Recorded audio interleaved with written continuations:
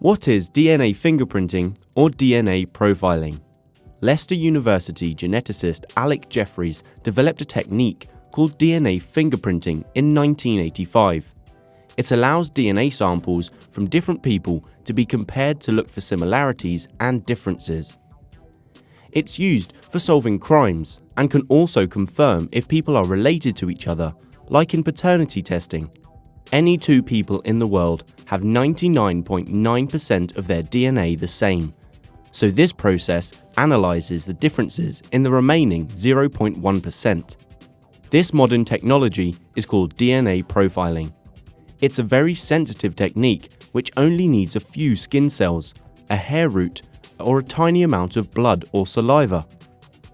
There are sections, or loci, of chromosomes, where instead of a gene consisting of a long sequence of bases, there are much shorter sequences of 3, 4, or 5 bases that are repeated many times. For example, these repeated sequences are called short tandem repeats, or STR.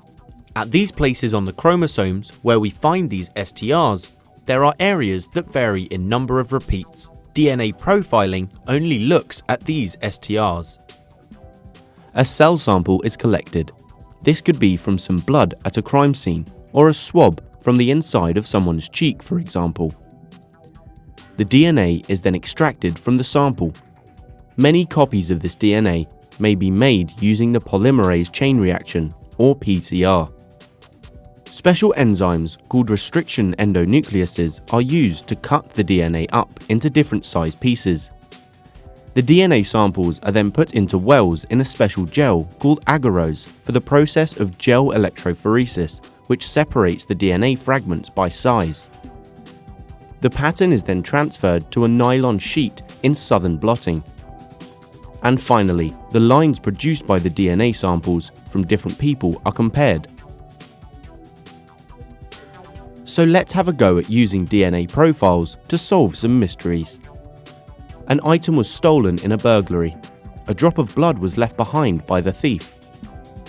Samples of DNA were taken from 4 suspects and compared to the sample left at the crime scene. Which suspect is guilty? Here's a clue. Look for the one that is most similar to the one from the crime scene. Pause the video while you decide. Suspect 3 is guilty. Can you see how the pattern of bands matches in Suspect 3 and the crime scene? Their DNA is the same. Let's try another. A soldier has been killed in an explosion and has lost his dog tags that identify him. 3 soldiers are missing from their unit, so the army asks the 3 sets of parents for a DNA sample so that they might compare it to the soldier's DNA and therefore make an identification. Remember, the soldier will only share half of his DNA with each parent. So which set of parents is the soldier the son of?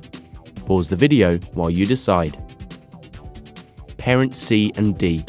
As you can see, he inherited the first band from parent D and the second, third and fourth from parent C, and so on. So now you understand how DNA profiles or fingerprints are made and seen some examples of where they can be used.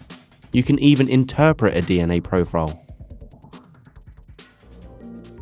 Please like and share our videos with your friends. If you have any questions that you want help with, just comment below.